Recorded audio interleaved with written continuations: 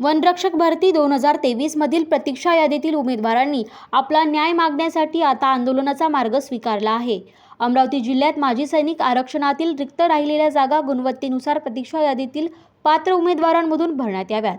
या प्रमुख मागण्यांसाठी उमेदवार रमेश बिजू जांभेकर यांच्या नेतृत्वाखाली आमरण उपोषण सुरू करण्यात आले। उमेदवारांचे म्हणणे आहे, राज्यातील इतर वन विभागामध्ये माजी सैनिकांच्या रिक्त जागा सर्वसाधारण उमेदवारांमधून गुणवत्तेनुसार भरण्यात आल्या आहेत।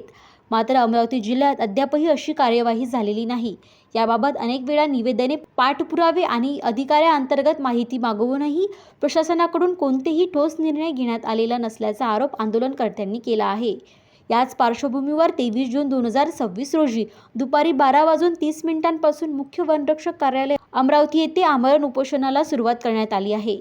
प्रतीक्षा यादीतील पात्र उमेदवारांना न्याय मिळावा आणि रिक्त पदे तातडीने भरावीत अशी मागणी आंदोलनकर्त्यांनी केली आहे। आता वन विभाग आणि राज्य शासन या मागणीवर कोणता निर्णय घेते याकडे सर्वांचे लक्ष लागले आहे।